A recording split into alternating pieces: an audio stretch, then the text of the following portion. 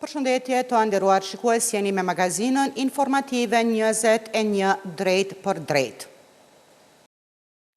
Dita e premte 24 prill është shpallur ditëzie shtetërore në nderim të jetës dhe veprës së akademik Recep Qosja, ka njoftuar ushtruesja e detyrës së presidentës Albulena Haxhiu.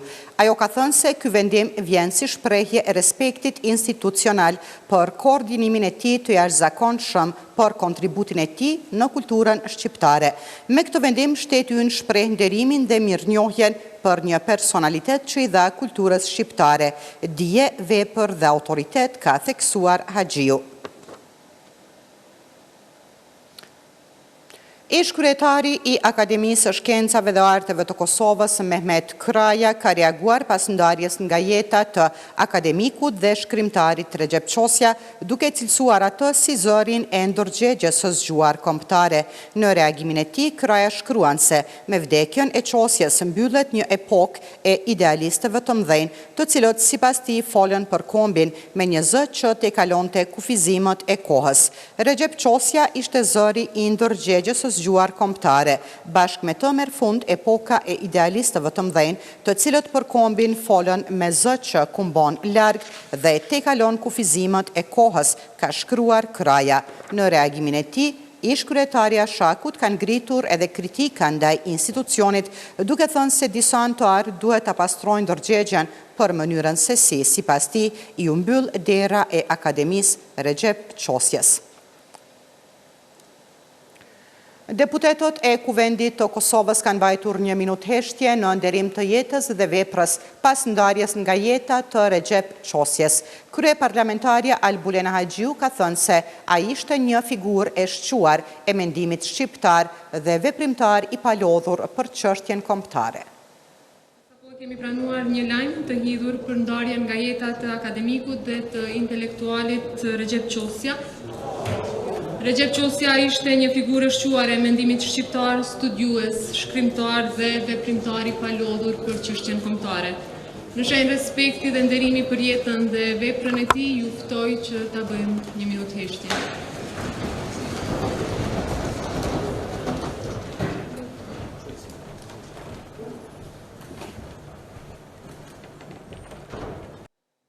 Ministri i Punëve të Jashtme Glauko Njufca, një herësh zëvendës kryeministër i Kosovës, është shprehur i pikëlluar për vdekjen e akademikut Recep Qosja.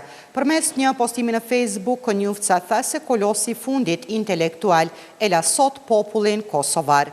Për më shumë se gjysmë shekulli, Recep Qosja ishte zëri i artikuluar me konsistencë i ndërgjegjes son kombëtare, shkencëtar, shkrimtar, akademik, profesor, veprimtar dhe kritik. Kontributi i tij për studimin e letërsisë shqipe, si dhe pasurimi i saj me vepra letrare si autor, do të jetojnë gjithmonë, ka shkruar Konjufca. Kryetari i Partisë Demokratike të Kosovës, Bedri Hamza, ka dërguar telegram ngushëllimi me rastin e vdekjes së akademikut Recep Qosja. Hamza ka thënë se vdekja e Qosjes është vdekje e madhe jo vetëm për familjen e tij, por edhe për Kosovën dhe mbar kombin shqiptar. Ai ka shtuar se kujtimi dhe vepra e akademikut Recep Qosja do të mbeten të përhershme. Pas vdekjes së akademikut Recep Qosja, kryetari i Aleancës për Ardhmërinë e Kosovës, Ramush Haradinaj, ka thënë se Kosova humbi një nga figurat më të rëndësishme të jetës akademike. Sipas Haradinajt, përpjekjet e pandalshme të akademikut Qosja, veçanërisht në avokimin e të drejtave të shqiptarëve gjatë periudhave të vështira të okupimit, mbetën dëshmi e qartë e kontributit të tij të jashtëzakonshëm në jetën publike dhe shkencore. Kryeministri i Shqipërisë Edi Rama ka reaguar për ndarjen nga jeta të akademikut dhe studiuesit të njohur Recep Qosja, duke i shprehur ngushëllime familjes dhe të afërmëve të tij. Recep Qosja vdiq sot në moshën 90 vjeçare. Varrimi i tij bëhet në prani të familjes së ngushtë. Kryetari i BDI-s Ali Ahmeti ka pranuar me dhimbje të thellë lajmin për ndarjen nga jeta e akademikut Recep Qosja, një prej intelektualëve të shquar të kombit. Përmes një postimi në Facebook, Ahmeti tha se veprimtaria e Qosjes do të mbetet shembull dhe udhërrëfyes për brezat që vijnë.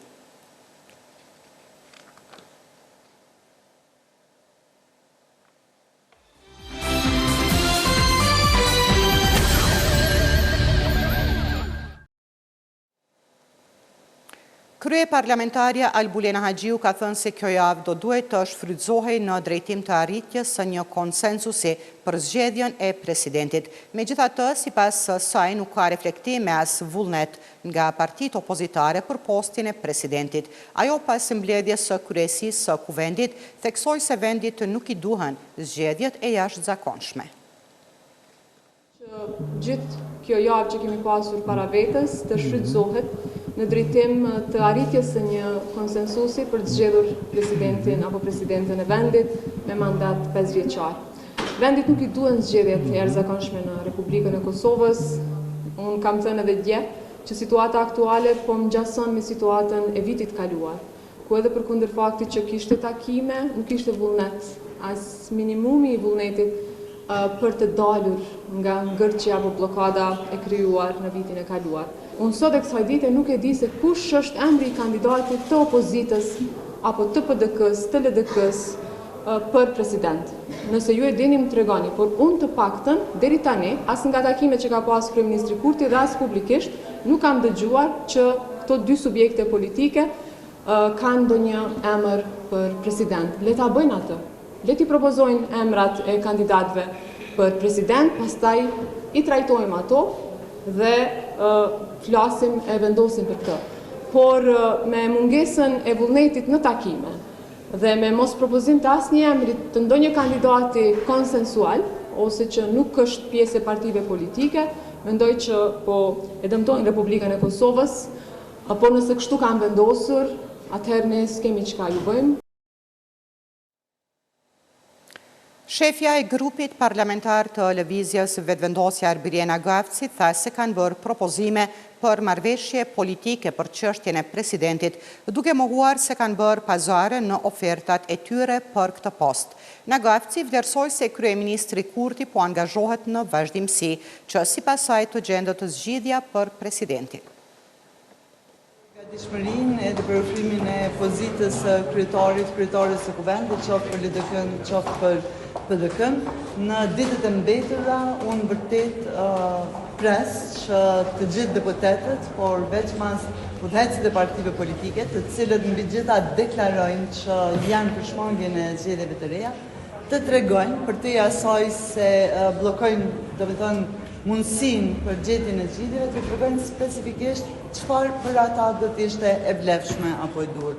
Edhe sot që flasim, ne nuk e dim cilët janë emrat konkret të cilët do t'i mbështeste PDK-ja ose LDK-ja, ose cila është marrëveshja specifike çfarë kërkojnë, sepse tashmë ju e dini që ne kemi një ofertë për marrëveshje, për bashkëpunim, gjithsesi marrëveshje politike. A keni me tentu me thirr seancë dhe me tentu me zgjedh presidentin, apo do të shkojmë në zgjedhje automatikisht? Cili është synimi këtyre ditëve? Ju e shihni që si deputet të grupit më të madh parlamentar, ne jemi tejet intensiv gjatë këtyre ditëve në punën në kuvend. Janë një numër i madh i ligjeve të cilat janë duke u trajtuar, të gjithë deputetët janë duke punuar maksimalisht edhe në komisione.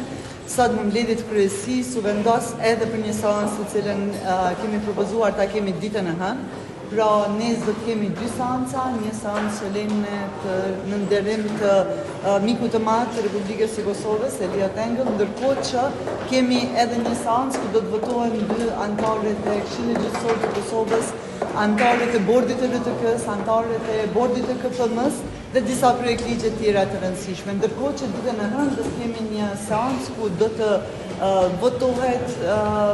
votohen anëtarët për AKP-n, por edhe disa projekt ligje tjera të rëndësishme, anëtarët e Këshillit Shtetëror të Cilësisë dhe vendime tjera.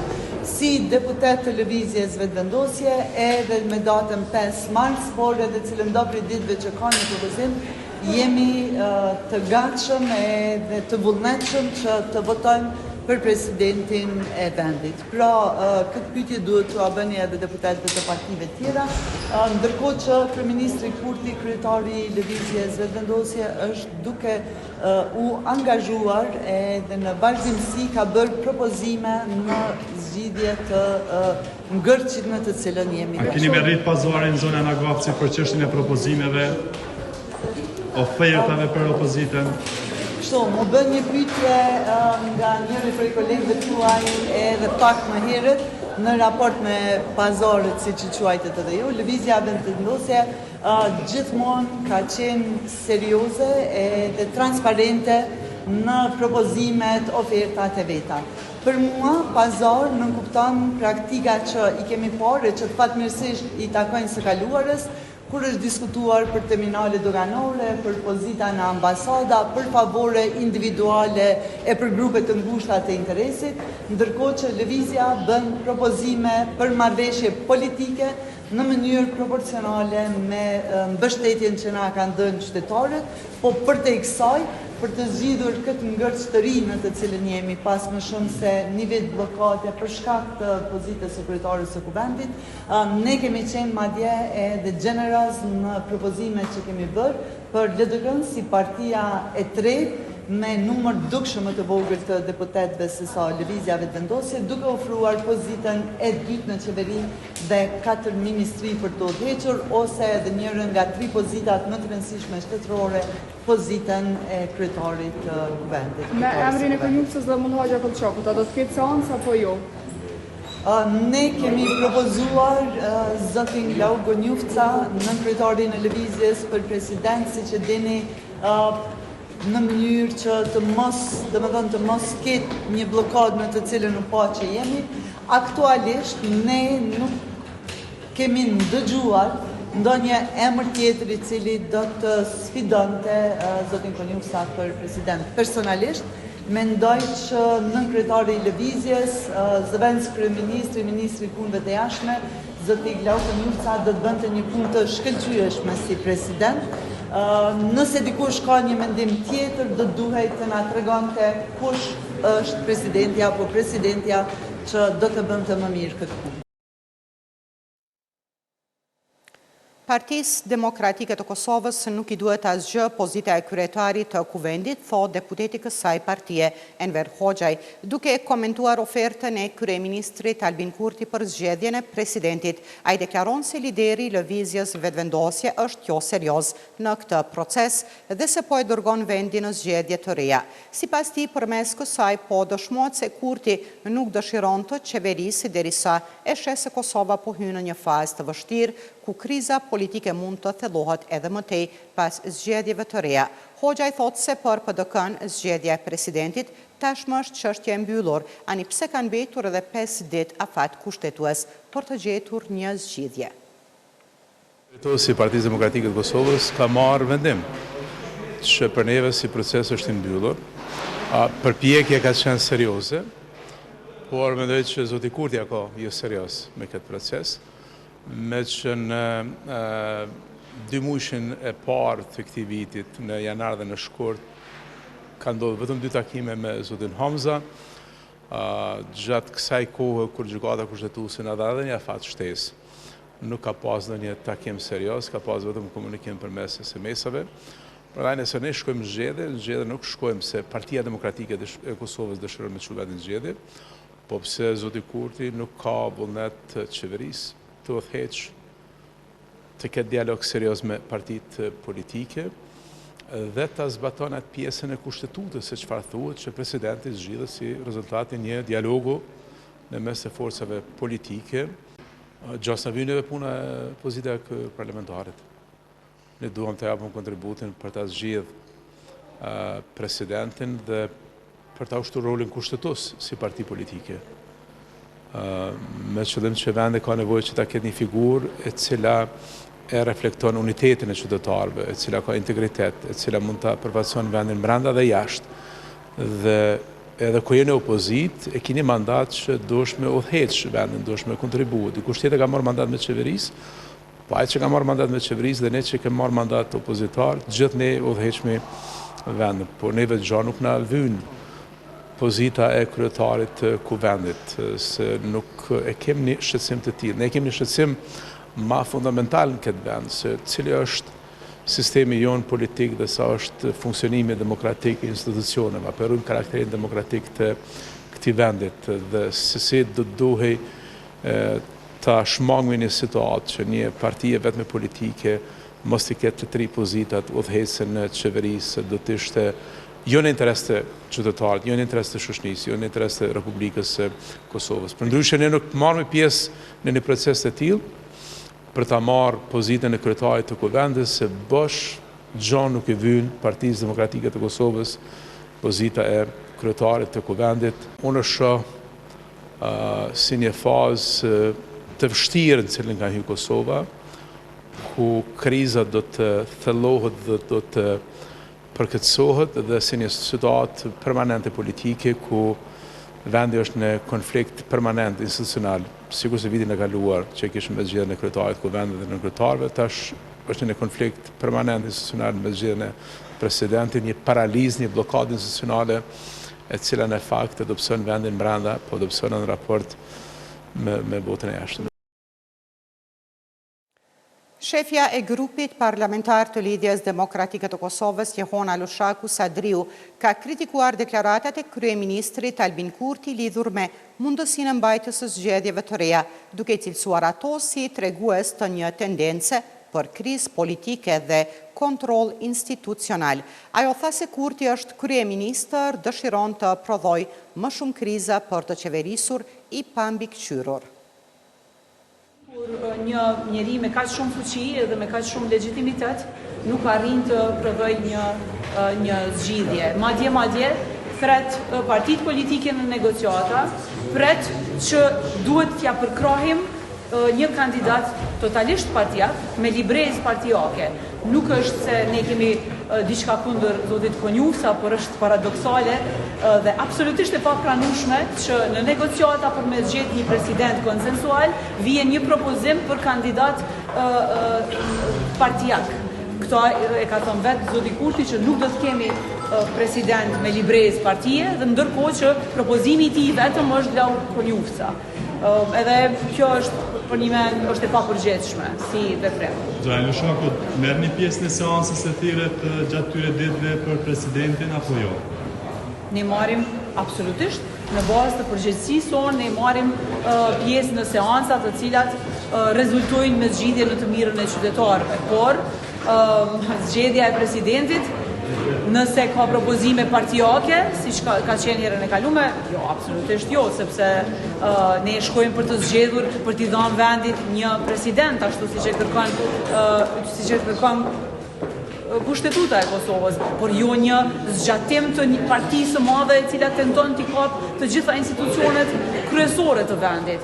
Nuk i takon qeveria dhe presidenca të njëjtës parti. Kushtetuta e sheh këto të dyja si fuqi ekzekutive ku do të shprehet balansi në mes të partive politike. Presidenti paraqet unifikim, i paraqet përfaqësimin e më shumë se 66 deputetëve. Do të thonë i kërkojnë 81 deputetë. Shefi i grupit parlamentar të Aleancës për Ardhmërinë e Kosovës, Besnik Tahiri, ka kritikuar procesin e deritanishëm të diskutimeve për zgjedhjen e presidentit, duke thënë se mungesa e konsultimeve serioze po e çon vendin drejt zgjedhjeve të reja. Tahiri konsideron se që nga fillimi diskutimeve për presidentin nuk ka pasur përpjekje reale për të arritur një emër unifikues dhe konsensual. Sipas tij, diskutimet gjatë 2 muajve të fundit janë fokusuar më shumë në çështje që lidhen me qeverinë se sa me zgjedhjen e presidentit. Ajo që mendoj është bukur me rëndësi të theksohet sot këtu, pas deklarimeve që u bën mas medias kryesisë, dhe kjo është kjo. Asnjëherë, prej kur ka fillu diskutimi për president, nuk ka pas konsultim serioz. Nuk ka pas qëllim me ardhur deri te një president i cili ka tipare unifikuese dhe konsensuale. Ajo që u diskutu për 2 muaj, rjesht është për qeverinë e Kosovës. A do ndikush me marrë përsipër me qenë në qeverinë e Kosovës? po jo për me ardhur deri te një emër konsensual. Andaj, çka do që shihni, çka do që nini, është vetëm për konsum publik, është për me e bo një lajm, edhe është lojë e hedhjes fajit.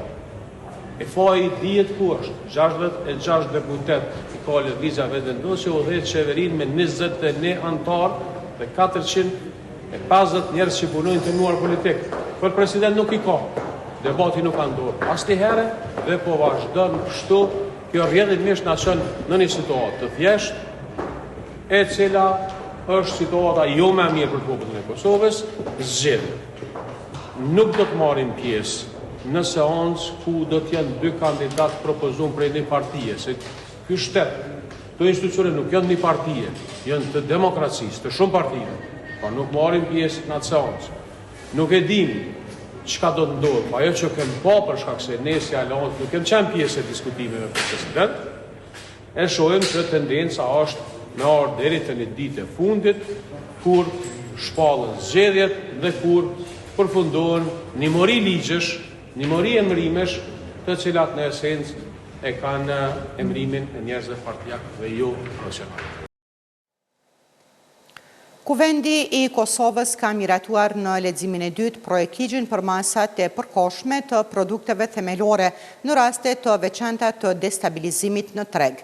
Ky projekt ligj është miratuar me 63 vota për, asnjë kundër dhe asnjë abstenim, teksa janë votuar edhe 25 amendamente veç e veç të komisionit funksional. Partitë opozitare nuk e kanë përkrahur këtë projekt ligj. Ministria e Industrisë, Ndërmarrësisë dhe Tregtisë, Mimoza Kusari Lila, e arsyetoi këtë projekt ligj duke thënë se synon mbrojtjen e kategorive të lëndueshme në raport me ndryshimet e çmimeve. Asnjë prej argumenteve ose brengave që po synohen të politizohen nuk kanë të bëjë me draftimin e këtij ligji, tha Kusari Lila. Ky ligj ose ky projekt ligji prezantuar para jush është i parapar të aktivizohet vetëm në situata të destabilizimit të tregut dhe vetëm për 14 produkte që janë të specifikuara në këtë projekt ligj. Do të thotë janë produktet e shportes bazë, të cilat synim e kanë mbrojtjen e kategorive më të lëndueshme në raport të ndryshimit të çmimeve. Do të thotë nuk është projekt ligj që i hyn listës së përgjithshme të produkteve në të gjitha marketet e Republikës dhe i përcakton çmimet. Jo, pavarësia e bordit, rrjedhimisht kompetencat e shtetit. Gjatë gjithë diskutimit edhe sot që e vrejta, po keni kontradikt me ato, apo e doni bordin e varur, apo të pavarur. A është kompetencë e qeverisë, apo nuk është kompetencë e qeverisë. Më pas i ka reaguar deputetja e Lidhjes Demokratike të Kosovës, Hykmete Bajrami, e cila tha se projekt ligji është farsë politike. Ngritja e çmimeve, ministre, është alarmante. Inflacioni i marsit nuk ka qenë indikuar aq shumë prej ngritjes së çmimit të naftës. Ne kemi me pa në prill që çmimet kanë me qenë shumë të larta. Ne krejt frikën e kemi që ligji dhe bordi dhe gjithçka është një farsë politike sepse nuk keni me pas mundësi me ndiku. Paraprakish, deputetja e Lëvizjes Vetëvendosje, Rozeta Hajdari, ka paraqitur rekomandimin e Komisionit për Ekonomi ku kërkoi që të miratohet ky projekt ligj. Ky projekt ligj ka të bëjë vetëm me rregullimin e çmimeve në rast të destabilizimit në treg dhe asnjëherë në situata që janë të paraqitura si situata të jashtëzakonshme apo gjendje emergjente, por vetëm kur kemi destabilizim në treg, pra është i krijuar një bord i pavarur, i përkohshëm, i cili do të punojë sipas orëve në kompensim, pra sipas ligjit për kompensime dhe për më shumë ky projekt ligj është shumë afër në bashkëpunim me autoritetet që mund paraqesin propozime për rregullimin e çmimeve. Deputeti i Partisë Demokratike të Kosovës, Alber Mustafa, deklaroi se deputetët e kësaj partie nuk e votojnë këtë projekt ligj. Sipas tij, projekt ligji lë hapësirë për arbitraritet. Ne nuk jemi kundër një ligji që pengon apo ndalon abuzimin me çmimin në treg, përkundrazi kemi thënë vazhdimisht se duhet institucionet përgjegjëse të luftojnë çdo formë të abuzimit, mirë po mënyra se si është formuluar ky ligj lën shumë paqartësi. dhe lën hapësirë për arbitraritet. Është e pa-qartë se në cilat raste do të intervenohet në treg për të kufizuar marzhat e profitit apo për të përcaktuar çmimet maksimale. Vot për këtë projekt ligj nuk patën as deputetët e Lidhjes Demokratike të Kosovës. Deputetja Janina Ymeri tha se ligji për çmime tavan është i imponuar dhe ndikuar nga interesat partijake e personale. Ligji për çmime tavan i lën pavarësi bordit ashtu që nuk konsiderohet as edhe qëndrueshmëria ekonomike apo edhe marzha, për shkak që ka edhe siç është po nga opinioni i gjykatës kushtetuese, nuk ka pasur siguri juridike për ligjin për tregti të brendshme. Në fund fare, për shkak që ky ligj mund të jetë i imponuar, indikuar edhe nga interesa tjera private, personale, partijake, edhe rrezikohet të jetë plotësisht i kapur edhe indikuar nga partia në pushtet, pa kontrollim efektiv në institucione tjera shtetërore, si i tillë ndikon edhe në mosfurnizim ose furnizim jo adekuat siç po ndodh në Bana, edhe ndikon në stabilitetin ekonomik. Ne nuk e përkrojmë ligjin për çmimet tavan ose për masat e përkohshme. Edhe shefi i grupit parlamentar të Aleancës për Ardhmërinë e Kosovës ka thënë se nuk e përkrahin këtë projekt ligj për çmimet tavan. Aleanca për Ardhmërinë e Kosovës nuk e mbështet këtë ligj. I kem dhënë arsyet, po mendoj është e rëndësishme me i cek edhe një herë shkurt. E para, nëse me të vërtet kjo qeveri kishte pas vullnet për të intervenuar në treg në situata të jashtëzakonshme, kur është destabilizu tregu, mënyra më e lehtë dhe më e mirë ka qenë me marrë dy vendime, dy veprime të thjeshta, një me ul akcizën, tjetrën me ul TVSH-n, dhe rrjedhimisht këto dy vendime, këto dy veprime të qeverisë në mënyrë zinxhirore kishin ndikuar në uljen e çmimeve në një situatë kur tregu ka qenë i destabilizuar, i imponuar prej një krize globale, e duke pas parasysh që secili shtet në Evropë, mos them krejt, mirë po shumica e shteteve kanë marrë masa të cilat kanë qenë masa në një situatë jashtëzakonshme, në një treg të destabilizuar. Eugen Cakolli ka thënë se shqyrtimi në kuvend i projektligjit për ndryshimin dhe plotësimin e ligjit për buxhetin është i vështirë për shkak të afateve procedurale, si dhe i diskutueshëm për ndikim elektoral që mund të ketë. Cakolli ka thënë se nëse ky projektligj i miratuar nga qeveria dëgjohet sot në kuvend, shqyrtimi parë mund të ndodhë më së hershmi pas një jave, ndërsa miratimi përfundimtar kërkon edhe disa javë të tjera. Edhe me procedurë të përshpejtuar, shqyrtimi parë mund të bëhet vetëm 48 orë pas shpërndarjes së projektligjit, derisa shqyrtimi i dytë vetëm pas 72 orësh nga miratimi në parim. Pra edhe në rast të shmangjes së afateve procedurale, për çka duhen votat e 2/3 së deputetëve të pranishëm, plotësim ndryshimi buxhetit mund të shqyrtohet dhe potencialisht të votohet më së hershmi më 28 prill, në të njëjtën ditë kur mbyllet afati kushtetues për zgjedhjen e presidentit. Me 80 vota për, asnjë kundër dhe asnjë abstenim, kuvendi ka miratuar projektligjin për sigurimin e detyrueshëm të kujdesit shëndetësor. Ministri i Shëndetësisë Arben Vitia është shprehur i sigurt se qytetarët e Kosovës së shpejti do të bëhen me sigurime shëndetësore. Deputeti i PDK-s Uran Ismaili ka deklaruar se mungesa e sigurimeve shëndetësore po e varfëron qytetarin çdo ditë, ndërsa deputeti i LDK-s Armend Zemaj ka thënë se ligji për sigurime shëndetësore nuk duhet të mbetet vetëm në letër. Edhe njëherë më lejoni t'i falenderoj të gjitha grupet parlamentare për dhënien e pëlqimit për këtë ligj jashtëzakonisht të rëndësishëm, kurse ashtu siç kemi thënë për dinamikën edhe për implementimin e tij, natyrisht se ne do të punojmë ditë e natë dhe natyrisht përgjegjësia do të na takojë neve, por jam shumë i sigurt që qytetarët shpejt do të bëhen me sigurime shëndetësore. Para mendoj që ky ligj është vonë, edhe reforma në shëndetësi sa i përket sigurimeve shëndetësore është shumë vonë. Mendoj që qeveria ka shpenzu jashtëzakonisht kohë gjatë, duke larguar kohën e pandemisë, më pastaj nuk ka pas një fokus, nuk e ka pas prioritet fare sigurimi shëndetësor, dhe mendoj se si e tillë ka kriju një boshllëk të madh në reformat cilat i ka proklamu vetë, mirë po çka është më e keqja është që mungesa e sigurimit shëndetësor e varfron qytetarin çdo ditë. Fatkeqësisht mënyra se si është trajtuar këto ditë në mes të seancës së parë dhe seancës së sotme dhe mënyrës së shpejtuar pa mundësi debati publik, pa kohë të mjaftueshme për ekspertët e jashtëm, pa kohë të mjaftueshme për odat dhe profesionistët tjerë shëndetësor ose pjesën menaxheriale organizative të sistemit tonë shëndetësor.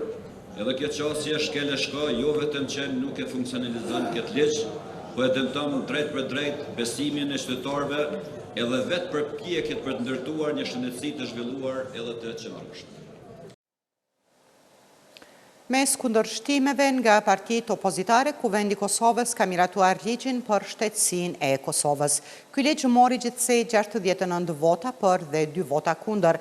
Megjithatë, kur në Kuvend u diskutua për projekt ligjin për shtetësinë e Kosovës, shqetësim për të ngriti deputetja e Partisë Demokratike, Ganimete Musliu, e cila tha se ky ligj është i dëmshëm për Kosovën dhe rrezikon sigurinë e brendshme të vendit. Më pas, kryetaria e Kuvendit të Kosovës, Albulena Haxhiu, pati një replik për atë që tha deputetja Musliu. Deputeti i vetëvendosjes Mufail Bajqinovci deklaroi se projekt ligji për shtetësinë e Kosovës u amundson Mërgatës rikthimin e shtetësisë.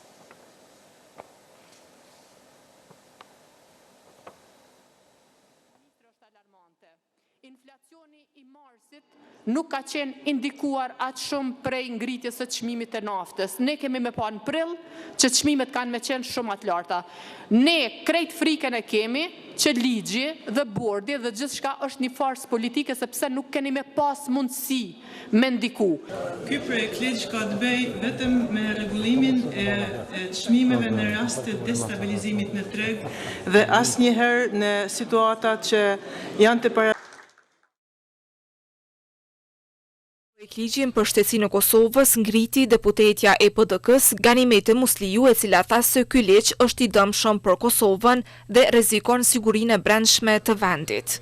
Sipas saj, për deputetet e mazhorancës nuk vlen asnjë rregull tjetër përveç urdhrit të Dejona Mihalit.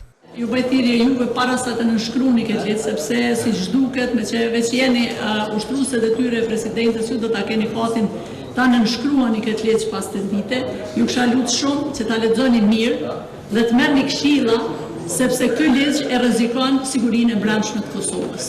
Është e qartë se këtu nuk vlen asnjë rregull tjetër përveç urdhrit të Dejona Aleksandr Mihajlit. Ndaj deklaratave të Musliut reagoi kryetarja e Kuvendit Albulena Haxhiu. Isha duket ndëgju shumë me vëmendje deputetin Musliu, edhe po të mos i kishë përmend këtë pjesën e fundit, natyrisht që do ta vlerësoja një qëndrim të tillë dhe do të kujdesesha që kur vjen në zyre që të kem parasysh këtë aspekt që e përmende. Por e tregove qëllimin edhe nuk kam nevojë më marrë me këtë çështje. Ndërkohë, deputeti i LVV-s Mufail Bajqinovci tha se projekt ligji u amundson Mërgatës rikthimin e shtetësisë. Dhe pikërisht ky ligj lehtëson procedurat për kthimin edhe të fëmijëve të tyre pa marrë parasysh se në cilin vend jetojnë. Shefja e grupit parlamentar të LDK-s, Jehona Lushaku, ndërkaq tha se ligji nuk është i harmonizuar me legjislacionin e EBE-s. Për ligje të tilla që janë jetike për shtetin e Kosovës, duhet kemi posaçërisht kujdes që të shkojmë me procedura të rregullta. Ligji për shtetësinë e Kosovës u kundërshtua edhe nga deputetja e AK-s Albana Bytyqi. E kemi pasë mënyrën se si ka ardhur në mënyrë të përshpejtuar dhe duke mos pas kohë e as mundësi të shqyrtohet në mënyrë të rregullt ky projekt ligj, ne nuk e shohim të arsyeshme që të mbështetet një ligj i tillë. Pavarësisht kundërshtimeve opozitare, ligji për shtetësinë u miratua me 69 vota për dhe 2 vota kundër. Gjatë seancës së sotme, pa votat e opozitës, u miratua edhe projekt ligji për lojrat mesdhetare Prishtina 2030. Kritika për projekt ligjin ka shprehur deputetja e PDK-s Blerta Deliu. Nëse zyra e BE-s edhe deputetët me amandamentet e tyre cilat i kanë paraqitur në komision kanë kërkuar që ligji të veproj konform rregullave të cilat i ka prokurimi publik dhe ju keni një trup të veçantë që do të merret me 254 milion euro. Atëherë natyrisht të shqetësimi kuvendit që të votoj diçka e cila rrezikon paron publike. Deliut ju përgjigj kryetarja e kuvendit Albulena Haxhiu. E takojmë bashkë zyrën e BE-s, por ky vullnet i kuvendit për mua është i rëndësishëm. Para së gjithashtë dhe mbi të gjitha. Partnerët janë partner, i takojmë, këshillohemi me ta, por vendimin e merr ky kuvend. Dhe jemi vonë. Nëse dikush dënë që Kosova me dështu në organizimin e lojrave mesdhetare, shumë gabim e ka. Zonja kryetare, ne nuk jemi kundër ligjit të lojrave mesdhetare, por nuk mund të trajtohet në formën si po e trajtoni. Faleminderit, por ju ftoj që të bëheni zëdhënës të qytetarëve dhe jo zëdhënës të zyrës së BE-s, sepse ata i kanë zëdhënësit e tyre. Kuvendi miratoi edhe ligjin për banim social dhe të përballueshëm, ligjin për provimin e maturës shtetërore e të tjerë. Kuvendi i Kosovës ka miratuar ligjin për lojrat mesdhetare Prishtina 2030 me 64 vota për dhe asnjë kundër apo abstenim, duke i hapur rrugë organizimit të këtij eventi të madh sportiv në vend. Deputetja e PDK-s Arbnora Salihu ka shprehur shqetësimet e saj lidhur me përmbajtjen e ligjit. Adelina tha që meta nga LDK ka vënë pa mungesën e qartësisë ligjore dhe të llogaridhënies në projekt ligj. Blerim Gashani ka mbrojtur projekt ligjin duke theksuar se legjislacioni për prokurimin publik mbetet në fuqi për të gjitha shpenzimet që financohen nga buxheti i shtetit. Plotësim ndryshimin e nenit 11 që Komiteti Organizativ i Lojrave Mesdhetare Prishtina 2030 t'i raportoj jo vetëm Komitetit Ndërkombëtar të Lojrave Mesdhetare, por edhe Kuvendit të Republikës së Kosovës, sepse burim kryesor i financimit është buxheti i Republikës së Kosovës. Gjithashtu shqetësim serioz i joni është përcaktimi në këtë projekt ligj për ta anashkaluar legjislacionin e prokurimit publik. Kjo nënkupton mos ndjekjen e procedurave të tenderimit publik dhe dhënien e kontratave me negocim, ashtu siç e keni praktikuar deri tash me kontratat njëburimore. Madje këto shqetësime nuk janë vetëm tonat. Edhe zyra e Bashkimit Evropian në Kosovë ka ngritur alarmin për këtë projekt ligj, duke theksuar se në formën aktuale ai paraqet rreziqe serioze për menaxhimin e financimeve publike. Mungesa qartësisë ligjore dhe llogaridhënies ngre shqetësime serioze në lidhje me pajtueshmërinë me standardet për menaxhimin financiar publik. Këto pra janë vërejtjet e BE-s, të cilat i kam theksuar edhe në seancën e kaluar, kur rreth bordit drejtues theksojnë se si trupi më i lartë drejtues i gjithë projektit, pra të OCMG-s, aty ishin planifikuar të hyjë e gjithë qeveria. Prej kryeministrit si kryesues që s'ngjon askund e tutje edhe me 4 ministra. Ligji për prokurim mbetet plotësisht në fuqi për të gjitha shpenzimet që financohen nga buxheti i shtetit. Rregulloret e brendshme të komitetit organizativ nuk mund të bien ndesh me legjislacionin në fuqi, e këto rregullore janë të domosdoshme dhe burojnë nga kërkesat dhe standardet e vendosura për këto ngjarje nga ICMG, cila është pronare e lojrave. Krye parlamentarja Albulena Haxhiu e ka nisur seancën me deklarimet për ofendimet e deputetit të lëvizjes vetëvendosje Fatos Geci për ish-krerët e UÇK-s dhe deputetën Vlora Qitaku. Haxhiu tha se deklaratat e tij për krerët që po mbahen padrejtësisht në Hag ishin përçarëse dhe të papranueshme. Tutje ajo tha se uron që vendimi gjykatës speciale do ta korrigjojë padrejtësinë e prokurorisë specializuar. Seancën e kaluar kanë ndërhyrë ndaj fjalës së deputetit Geci, sepse ajo deklarat ishte e rëndë ishte përqarse dhe papranueshme. Dua të ritheksoj se krerët e ushtrisë qëllimtare të Kosovës po mbahen padrejtësisht në Hag. Dhe uroj që vendimi i gjykatës do ta korrigjoj padrejtësinë e madhe të prokurorisë specializuar. Si kryetare e kuvendit e dënoj pas një më dyshje këtë gjuhë dhe e bëj të qartë se nuk do të lejoj që foltorja e kuvendit të përdoret për sulme të tilla. Po, le të debatojmë me argumente, me ide, por rastësi me qëndrime që e cenojnë luftën tonë çlirimtare dhe ata që i dolën zot këtij vendi në kohën dhe në periudhat më të vështira për popullin tonë. Lufta e ushtrisë çlirimtare të Kosovës ishte luftë e drejtë për liri. Ishte e pastër dhe e shenjtë. Çdo tentim për ta zbehur apo për ta njollosur, atë është i papranueshëm nga kushdo që bëhet dhe kudo që bëhet.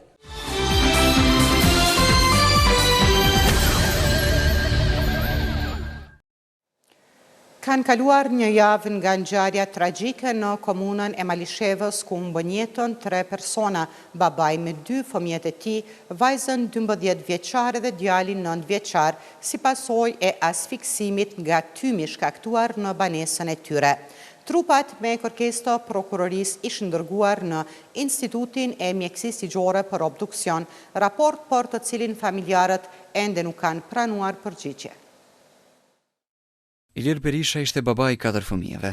2 fëmijët e tjerë të ndjerit, të cilët nuk ishin banesë kur edhe ndodhi zjarri, vajza 13 vjeçare dhe djali 4 vjeçar janë për momentin në kujdestarinë e gjyshit dhe xhaxhait të tyre. Prindrit e tyre ishin divorcuar më parë.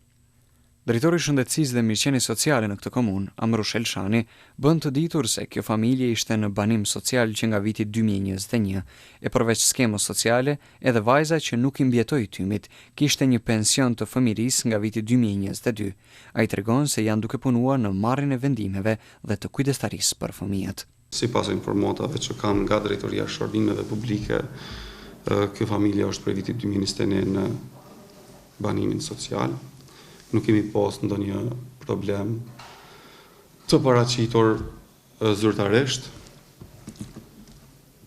Sa i përket qendrës për punë sociale, zyrtarët e kësaj qendre i kanë ofruar vazhdimisht mbështetje profesionale edhe sociale, po ashtu edhe vajza e cila tashmë nuk është në jetë e ka pas një pension të fëmirisë nga viti 2022. Si qendër për punë sociale pas rastit jemi mobilizu edhe i kemi dalë në mbështetje familjes Berisha. Jemi të punu edhe në kujdestari të fëmijëve, sepse tani kemi 2 fëmijë që për fat të mirë janë shëndosh dhe thjesht e kanë një gjendje të rënduar, por e kanë një mbështetje të jashtëzakonshme edhe prej gjyshit, edhe prej agjes. Jemi në kontakt me familjet edhe sigurisht që jemi të punu në marrjen e vendimit edhe të kujdestarisë për fëmijët. Ai flet edhe për problemet e mundshme me energji elektrike dhe raportimet zyrtare lidhur me rastin. Zyrtarisht nuk kemi ankesa të banorëve, është Drejtoria e Shërbimeve Publike që e menaxhon banimin social, po zyrtarisht unë jam interesuar, ndoshta kemi biseduar edhe me drejtorët që nuk kemi ndonjë ankesë zyrtare sa i përket problemeve me energji elektrike. Rasti është duke u trajtuar nga organet kompetente. Edhe na nuk kemi ende një raport zyrtar për rastin. Familja Berisha nuk ishte ankuar asnjëherë për energji elektrike, thotë edhe zyrtari i banimit social në Drejtorinë e Shërbimeve Publike Fadil Shala.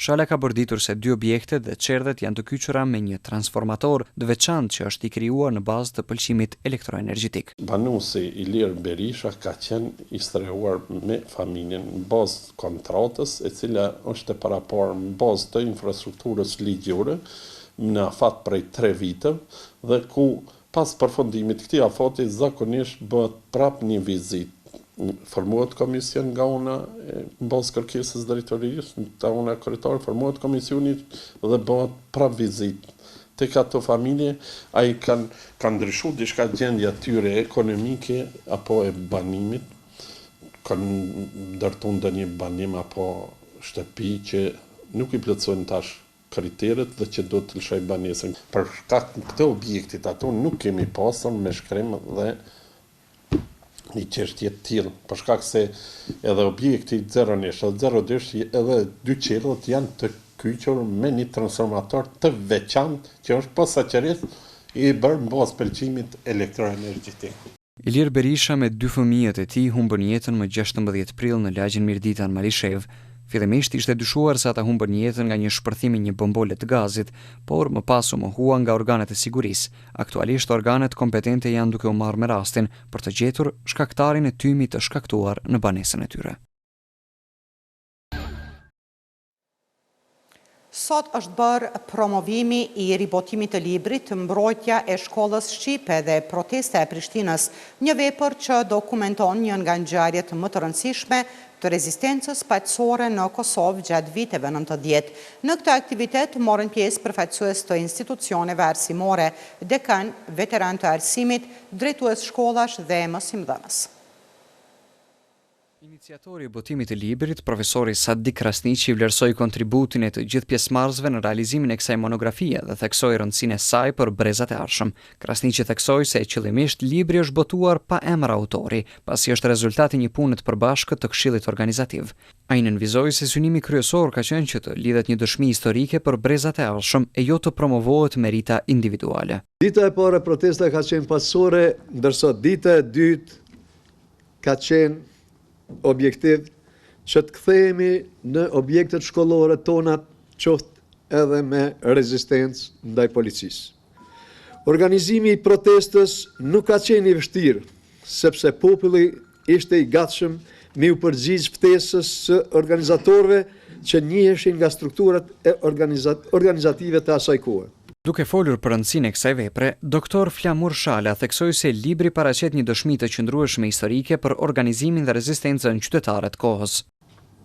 Një libër si ky, i botuar, do të mbijetonte kohëve dhe do të mbetej në duart e brezave si një dëshmi se një popull i organizuar di dhe mund të bashkohet me kërkesat qarta për ardhmërinë e tij në hapësirat e tij dhe në kushtet të rënda historike e politike kombëtare.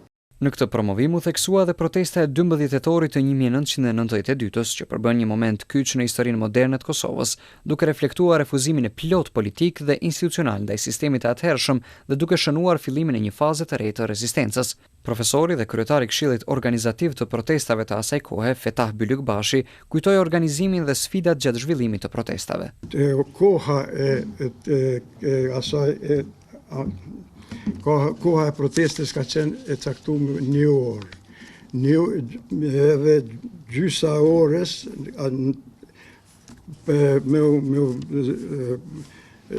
gjysa orës me u protestuar këtu në para fakultetit filologjik.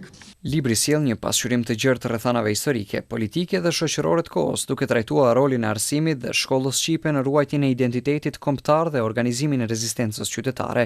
Ai përbën një dokument të rëndësishëm për studiuesit, historianët dhe brezat e rinj që synojnë të kuptojnë periudhat kyçe të historisë së Kosovës.